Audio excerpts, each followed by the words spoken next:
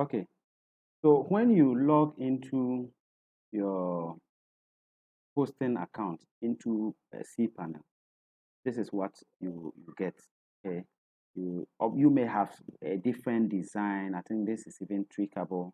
You could switch to something else. I think there is a different template. That is what I'm switching to. You get to see how that one look like. Okay, yeah. So this is the Jupiter. So you may have something like this. Okay, so the other one. It's plain.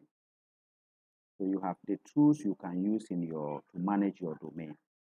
Like I was telling you on the uh, whilst we were purchasing the hosting package, you had email accounts, the number of email accounts that this particular package supports. You had subdomains. So this is email. These are the things you can do. You can set up email account for your staff like that. You could have Albert at norgens.com. You could have Myra2 at norgens.com. Those kind of. And if you have money and you are willing, you could invest in G Suite. It's a service offered by Google that you could use their Gmail account to manage your email. You could use Gmail to manage your email account. So anytime someone sends you an email address, you will use Gmail to view to edit. Gmail is a very powerful email tool. Yes. What you get with a standard hosting package like what we have done here is, I think, serial mail, webmail, and they get the job done all right, but they are not as powerful as Gmail is. Then you have files, so you can manage your files. For security reasons, this is the Norgens account, so I will not be showing you some. I will not go into areas with you. But when you get your own, I'm switching back to the paper and view. When you get your own, be able to do a lot of the things that are here. You just try your hands, then it doesn't bite. You spoil something, you can always call your hosting company to reconfigure the whole thing for you. So you have files. When you click here, it takes you to the file manager, and that is a place where you use to upload all your files. Then you have databases. You have PHP My Admin. And when we were learning web development at the university, after teaching you how to write code to create databases, create tables, and then how to insert data and do all those things. Remember, I took you to PHP My Admin to show you how you can do all those hard work easily without writing code, like just clicking, dragging, and dropping. So PHP My Admin is here and set up your databases. But this course is not a hosting course. I mean, this video I'm recording is not for hosting. It's just to show you some of the things you can do or you need to do on your hosting account. It's not a full hosting video where I'll be explaining all of this. This is just by the way. I think most website tutorials will just take you straight to the tool. If they are teaching you coding, how to write code from scratch, straight to installing your text editor and then writing the code. But this one, I decided to give you an overview, a rundown on all of the things that you need to do when you are hosting or when you are developing a website. So looking at hosting, you log into your hosting account. We have metrics, domains. So you have the main domain, you have the add-ons domains, you have subdomains here, so you create subdomains. And I will not take you to that place because I have subdomains I don't want people to know about. The security. So when you look at this side, I've decided to cut half of the information away so that you don't get to see what is there. In case this video falls into a different party's hands and that person doesn't mean well for me, I don't want to be showing all my files and then security loopholes like that. So here you have general information. So this AEN you are seeing here is general information.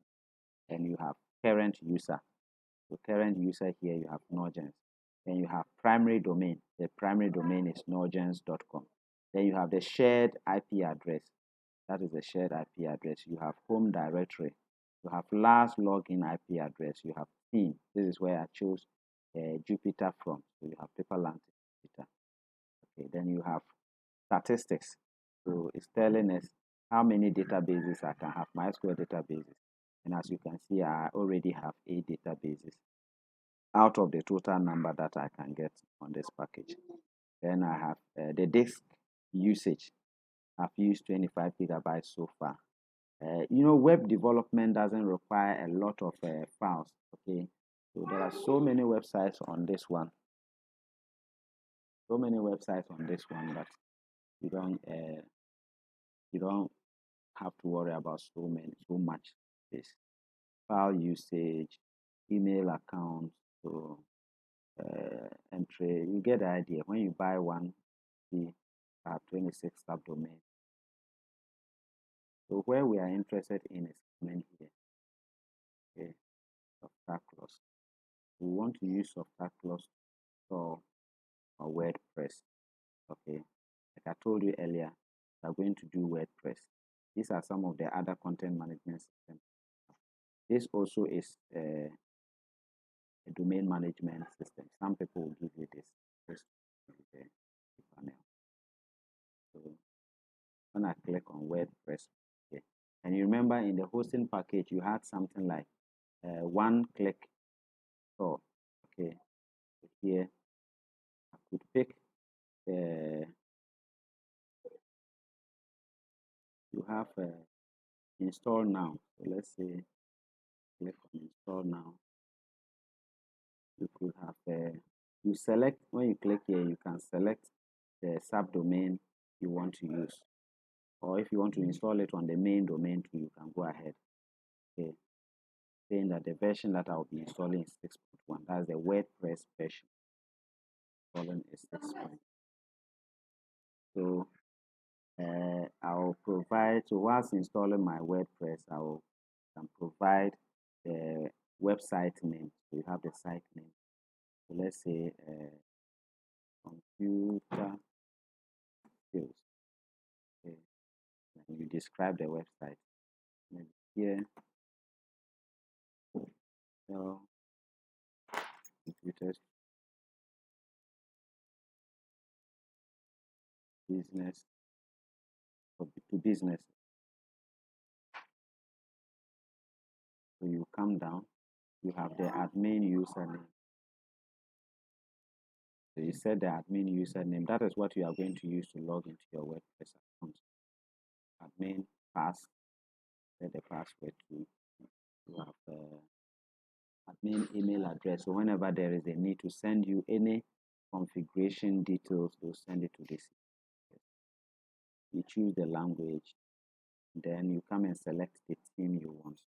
Using click on it, then you click on install. Install WordPress into the domain you choose here. So if let's say norgens.com, I wanted to put a WordPress website on it, I will just leave this as it is and come and install my WordPress on it, and then I will now edit it, okay, to be the way I want it to be. And if I was doing it on a different domain, when I click here, I will see that domain, then choose. So that is it for this video. I will see you in the next video. Thank you.